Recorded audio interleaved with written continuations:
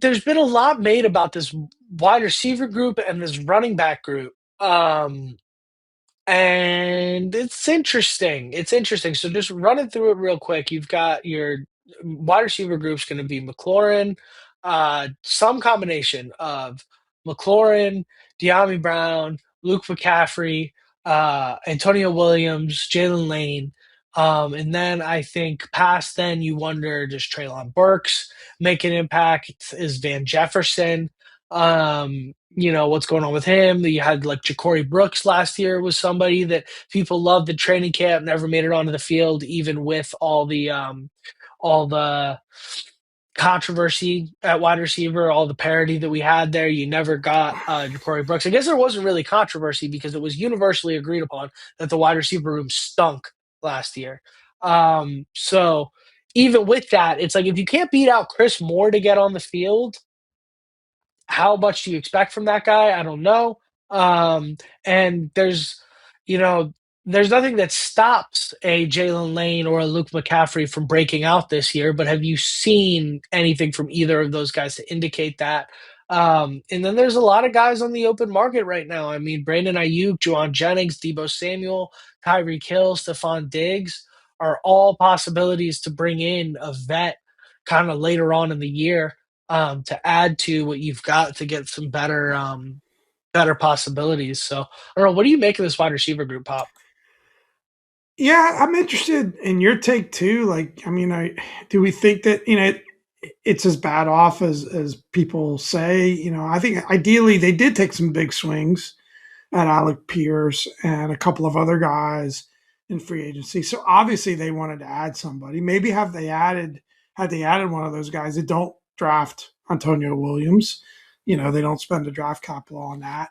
He's a guy that I think, is not Jalen Lane or Luke McCaffrey. I think he's a guy that could threaten and step in to potentially start this year. In fact, on the one depth chart we see here, he's slotted already as the slot receiver starter. So I think he is a guy that I think can be a weapon in this offense if you get him the bar, yards after catch.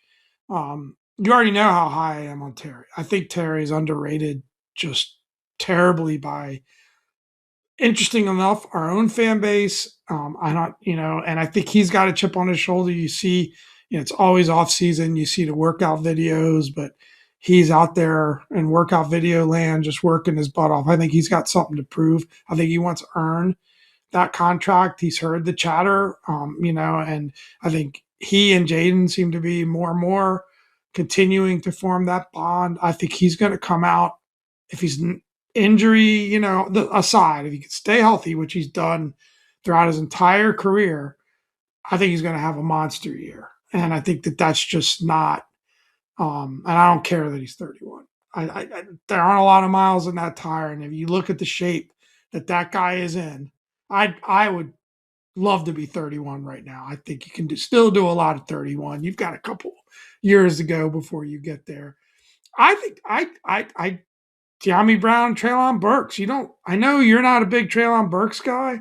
Former first round pick, guy with size, flashed last year, did some good things. I think they like Traylon Burks a lot more than some people do. And I think he's a guy who makes this roster. What's interesting here is you rattle off those six names: McCorn, Burks, McCaffrey, Brown, Antonio Williams, and Jalen Lane. I think most of us would say they're pretty locked in roster spots.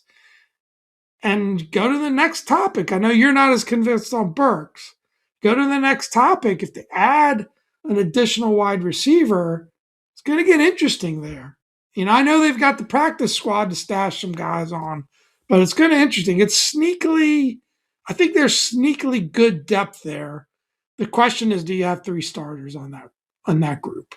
Yeah, and this is going to be something where injuries are gonna, and it's going to be the same for the offensive line for the bottom end of the offensive line on the depth chart. Like injuries are gonna tell a story too by the time we get to training camp and get through training camp, and that's how we got Traylon Burks in the first place. Was he was coming off an ACL and then he broke his collarbone in the training camp with the Titans, and they were like, "All right." let's just move on. So it's been a guy that's dealt with a lot of injuries. So can Burks have a full camp, stay healthy, stay in playing shape, and get up to his potential? We'll see. I mean, Burks is a guy that it's very easy to look at and say, okay, the Titans drafted him in the first round to be a AJ Brown replacement, and he's this freak athlete, size, speed, just a great overall prospect.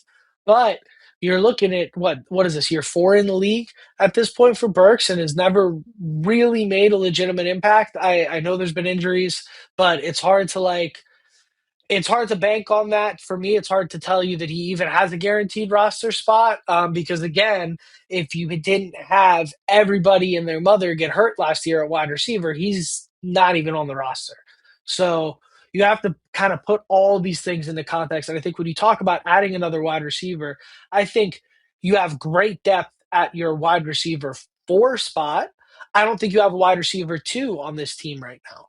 And you hope that Antonio Williams in the slot is somebody that you can rely on and use as that wide receiver 2 eventually, but that's banking a lot on a third round rookie. So I think overall, if you have the opportunity to add any one of Brandon Ayuk, Juwan Jennings, Debo Samuel, I would jump at it. I think Debo coming back on a much more kind of team friendly 1 year prove it deal is something that might not happen for. I don't think there's something they're very high on, but it's something that I think I'd be totally fine with, is just having another pro, because I don't think, you know, I hate to say it, and I don't mean this disrespectfully to any of the other guys, but I don't think we have a pro wide receiver 2 on this roster right now. I think we have guys that could be that, but I don't think we have Not a proven. pro. Yeah. No, That there's being not a proven said, guy. Not a proven guy. is this group better than the 2024 group? I'm glad you brought that up. That's a topic that Yeah. I'm more willing to debate, and I think that a key aspect of that 2024 group is Terry McLaurin having a career year. And if Terry McLaurin can match that this year, coming off of the injuries, 2 years older, all the kind of things that could detract from that, then yeah, of course you feel better about this group if you could pencil Terry in for 1,100 yards and 12 touchdowns like he had in 2024. But if you can't, that's when it starts. Like, if we're looking at, 850 yards and 6 touchdowns from Terry this year, where does the rest of that production come from with this group? That's where it starts to concern me. Is like similar to last year, how it was like we expected Jaden to do everything. Right now, this wide receiver group is built expecting Terry to be able to do everything. So where does the if teams can take McLaurin out of the game, and as much as we love Terry, there have been games where that's happened to him. If teams can take McLaurin out of the game, where do you go? Well, Are you putting opposing defenses in a situation where they overload to take Terry out of the game, and you can't rely on a Diami, you can't rely on a Jalen Lane, you can't rely on an Sugar Antonio Williams? Clockwell. I don't know. That's the next step of this, right? Is our But running back room and our tight end room.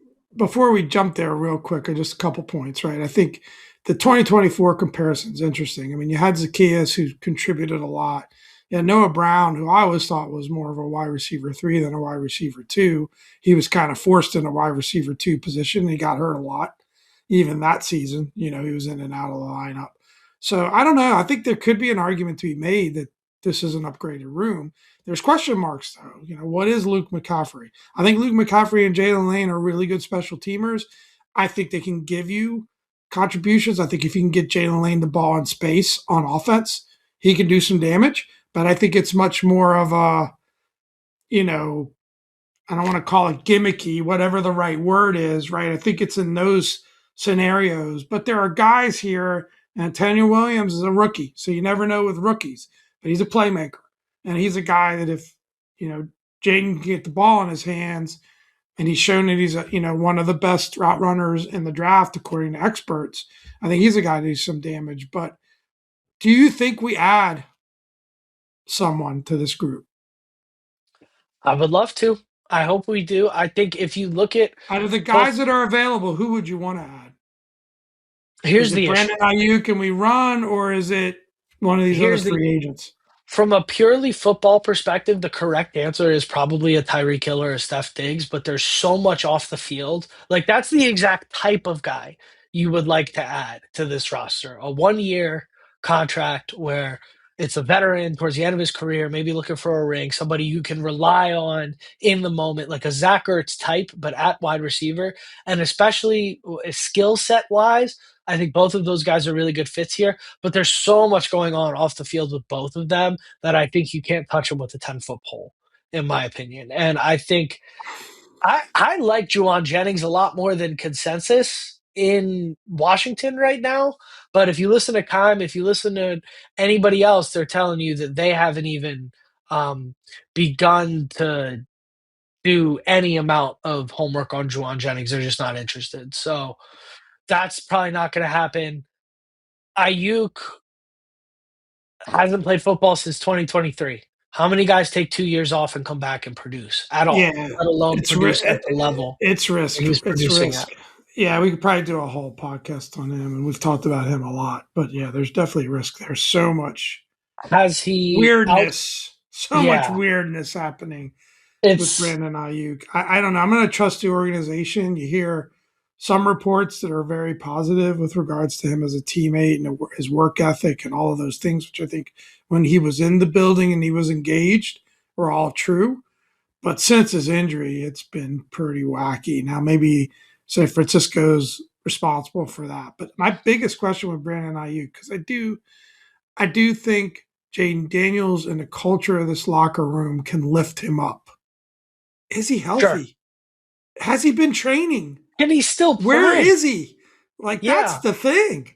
Like I mean again, a picture on the internet where he looks a little heavy, who knows? I mean, he's wearing bulky clothes. It's just you can't judge anything. We all look. I know I add 10 pounds for the camera. But it's interesting. I lots of debate about this group. I think it's serviceable and Yeah. and I do like De'Ami Brown. I do like Traylon Burks. I do like Antonio Williams a lot. Again, I'm not sure there's a wide receiver two in this group, but I think 3, 4, 5 are pretty good. That's how I Yeah. would sum it up. Yeah. I mean, I think, but at the end of the day, like when you're looking at 3, 4, 5, these are guys that maybe 500 yards and 3 touchdowns. It's like that's the numbers you're looking at over the Zacchaeus course of the gave me a season. lot in 2024. Like a guy I, like that, if one of these guys can step in, if Antonio Williams could step in and give you a Zacchaeus type year, you know, I think that goes a long way. We didn't get that from anyone last year. Yeah, and exactly. You said Zacchaeus gave you a lot in 2024. Just looked it up. 45 receptions for 500 yards. So Yeah, on the but nose for for a wide and receiver three three, that's a touchdowns. really good year. Exactly. But that's what I'm saying. Yeah, That's all you're looking for. But exactly. production wise, if this team goes where you want it to go, Jaden Daniels has 3,500, 4,000 yards. So pencil in 1,000 of those for Terry. Pencil in 500 for a wide receiver three. Okay, where's the other 2,000 It's wide yards coming receiver from? two by That's committee the is issue. another way to Yeah, say it. Yeah, that's yeah. the issue. And Which yeah, is with kind of that, what they did in 2024. It was wide receiver two by committee, right? with I Combination of De'Ami Brown, Zacchaeus, Noah Brown. They all kind of stepped in at different times, Yeah, to pick up the slack. So yeah, and with Ayuk, you wonder like, what are the odds that this guy's outsmarted the entire league and is going to come back and be healthy and not very better? high. Not I very hope it high in happens. I reality. mean, it's Yeah. great as a fan to think about like, oh my gosh, you could add 2023 Brandon Ayuk. He's only 25. He'll be wide receiver one after Terry tapers off. Like, it's great to think all those things, but I don't love the odds of that happening, but who knows? Crazier things have happened in terms of running backs. I want to move on here because I Yep. think tight ends is pretty quick. Chigakakwa is going to be your guy there. You know what he's capable of. I think he's going to be a really really good player. And then I think past that, you've got John Bates for blocking. You've got Ben Sinnott as a depth piece. I think maybe is a little rich for a second round pick, but he's okay for a depth piece. And then you've got a bunch of practice squad guys that you hope don't see Uncle the field Moss's in any favorite meaningful time. player, Colson Colson Yankoff. Yankoff? Oh yeah, mine too. Um, but yeah, you've got some guys that are going to be preseason heroes, and then not really do I much agree. during the regular season. Chigakako is a headliner in terms of offensive Yeah, talent added to this team. Again, probably not talked about enough. Zach Ertz was pretty darn effective when he was here. I know he's rehabbing. I don't yeah. see a spot on the roster for him. That's going to But be, John Bates gets a someone high gets ankle hurt. sprain in Yeah. September or whatever. That's going to be a situation like that where it's like he's going to be around, and if you need to add him and get some extra reliability, you can. But What I think if as long as everybody's healthy, you you got don't see Yankoff that Ertz. can also block and play that H back, and you just say, hey, it ain't working out with Ben Sinnott. We're gonna just bring Zach Ertz back instead. We're gonna add another weapon. He's looking great through rehab. Never know. Crazier things have happened. I just don't Yeah. see how you get him on the field with Bates at the same time. The um the Nah. Ben Johnson Yeah. system likes a lot of two tight end sets, and usually you need one mauler and one pass Now catcher. you So I can't think, play him and Okonkwo at the same time yeah, unless it's like a you know certain package or you're you know maybe exactly. doing a hail mary or something. yeah. Yeah, the hands team for an onside kick or something. Yeah. But Yeah. looking at running backs here, this is a room that I'm a little uncomfortable with, but I will tell you, I am across I'm much higher on Bill than consensus for this year. I think Bill in that Jameer Gibbs role, I think Bill is going to be a problem. I think he's going to be very, very good next year. I think he's going to be set up for much more success. I think Cliff's running scheme sucks, has sucked, was not effective in 20 was not that effective in 2024. They ran Brian Robinson out of town over it, which was a mistake. Looking back on it, we were all here celebrating it. Was a mistake looking back on it. You could have used that steady hand at running back last year. I think you don't know what you got until it's gone in terms of consistency in the backfield. But the upside with Bill is next level, in my opinion. And I think you could see Bill evolve, not into Saquon Barkley, but you could see him evolve into 1,000 yard back this season. Wasn't too far off last year. I don't think is unrealistic. Yeah, and he got all of his production in like 3 games last year. And when you look at the game script last year, you look at who he was playing against. I mean, he ended up in a lot of situations last year where teams were stacking the box against him, putting 8, 9 defenders in the box because there were no wide receivers to threaten.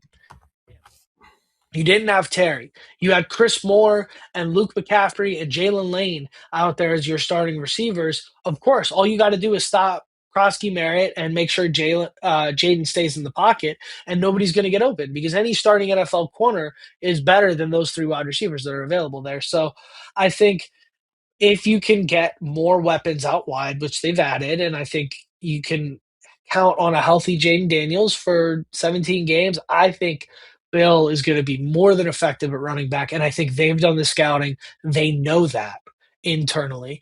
And I think the breakout year that you were hoping he had last year, I think he's going to have this year at running back. I really like him there. Who I don't like as much is Rashad White, um, Jerome Ford. Neither of those guys I'm particularly high on at all.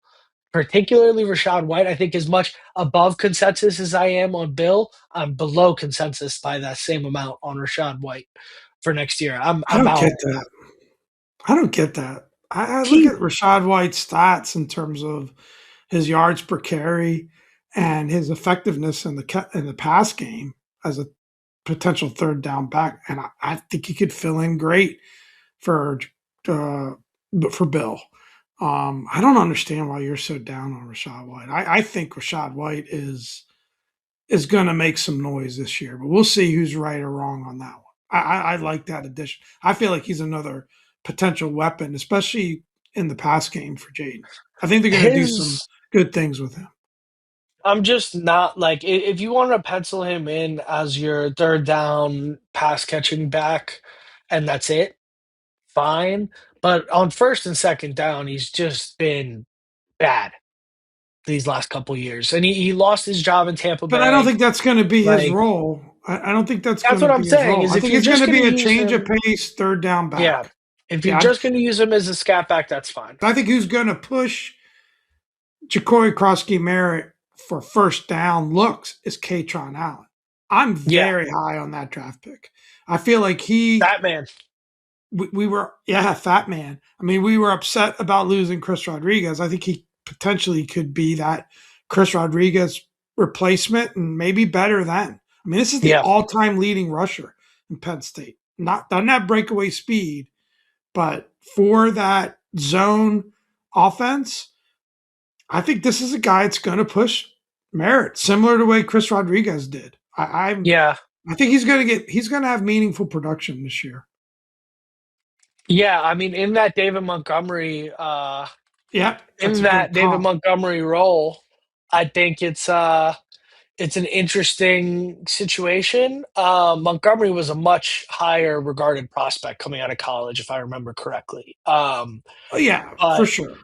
I think, in that role, in that like real thumper, short yardage role, like put him in the.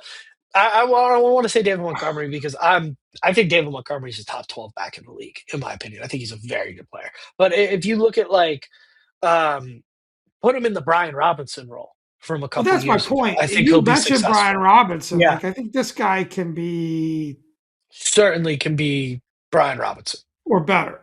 Yeah. Yeah, I And think I think he can. even if you just add that Brian Robinson steady hand 3.5 yards when you really need it situation with Katron Allen, even if you just add that, and then that's a guy that, yeah, when you're riding the hot hand, maybe he gets, 15 carries for 88 yards and 2 touchdowns in one game. If you add a guy like that, which is about the ceiling of what you saw out of Robinson, right?